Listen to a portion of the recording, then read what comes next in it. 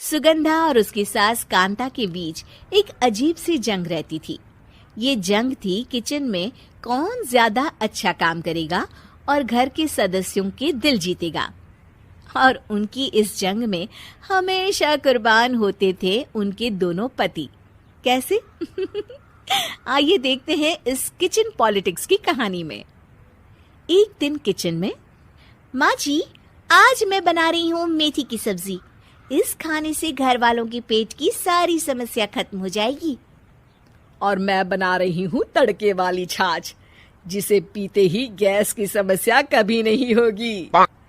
दोनों अपने अपने खाने को लेकर टेबल पर पहुंच जाती हैं। तभी सुगंधा के ससुर उसकी बनाई सब्जी की तारीफ कर देते हैं। अरे वाह, मेथी की सब्जी भी बनी है, बड़ी ही स्वादिष्ट है। वाह बहू वाह। अरे बहू, लेकिन इसमें इतनी सारी मेथी बर्बाद करने की क्या जरूरत थी? देखिए माँ जी, ये तो वो मेथी है जो आप रात में भिगोकर सुबह उसका पानी पीती हैं, और जो मेथी फेंक देती हैं उसी से मैंने ये सब्जी बनाई है।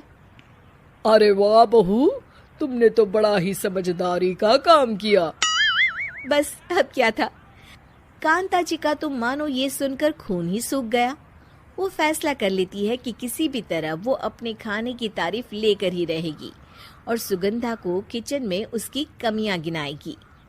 कांता फ्रिज खोलकर देख रही होती है और फिर सुगंधा से कहती है, अरे बहू, ये क्या, पूरा फ्रिज गंदा पड़ा है। तभी वहाँ सुगंधा का पति आ जाता है। वो सुगंधा को डांट कर कहता है, सुगंधा, तुम्हें कितनी बार कह रखा है कि वायरस फैल रहा है, साफ सफाई का पूरा ख्याल रखना है, लेकिन तुम किचन में इतनी गंदगी रखोगी तो कैसे चलेगा। सुगंधा सास की तरफ देखती है जहाँ वो मुस्कुरा रही होती है। सुगंधा समझ जाती है कि सास ने उससे बदला लेने के लिए ये सब किया है। दोनों रात के खाने की तैयारी में लग जाती हैं। दोनों ना एक दूसरे की तरफ देखती हैं और ना ही एक दूसरे से बातें करती हैं। रात को खाने की टेबल पर एक एक कर दोनों कई तरह के अलग अलग व्यंजन टेबल पर लगा देती हैं और अपने अपने पति के पास जाकर खड़ी हो जाती हैं। अरे खाइए जी खाइए, मैंने बड़ी मेहनत से बनाया है। प्लेट में वो खाना डालती हैं।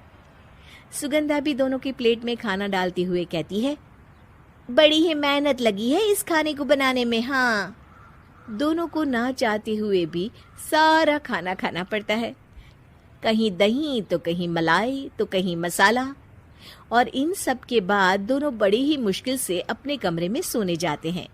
लेकिन अगली सुबह सुगंधा का पति चिल्ला रहा होता है, हाय रे, हाय मेरा तो पेट खराब हो गया, हाय माँ बहुत दर्द हो रहा है।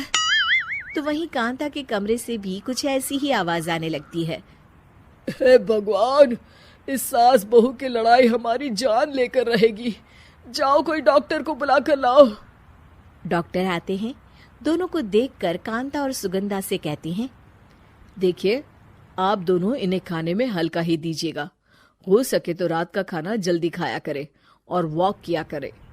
इतना कहकर डॉक्टर वहां से चले जाते हैं। जिसके बाद एक बार फिर से दोनों बहुएं किचन में जाती हैं और खाना बनाने में लग जाती हैं। रात में खाने के टेबल पर दोनों एक बार फिर से खाना लगाने लगती है। पापा जी, मैंने ये पतली मूंग की दाल की खिचड़ी के साथ ये पापड़ और पुदीने की चटनी भी बनाई है। अरे बहू, अभी अभी बेचारे पेट की बीमारी से गुजरे हैं, इतना भारी खाना तो डॉक्टर ने भी मना किया है ना। देखिए, मैंने आप दोनों के लिए सूप बनाया है। और दोनों उन लोगों की प्लेट में खाना डालने लगती हैं। तभी दोनों एक साथ बोल पड़ते हैं, बस करो, हमें माफ करो, हमें नहीं खाना इस घर में, ना खिचड़ी और ना ही सूप।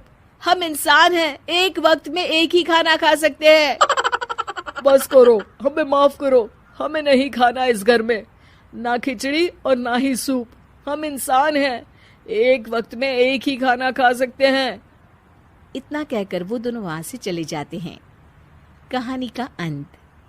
आप लोग उम्मीद कर रहे होंगे कि अंत में सब ठीक हो जाएगा। नहीं जनाब, अगर सास बहू के बीच सब ठीक हो जाए तो आप ये सीरीज देखे ही क्यों?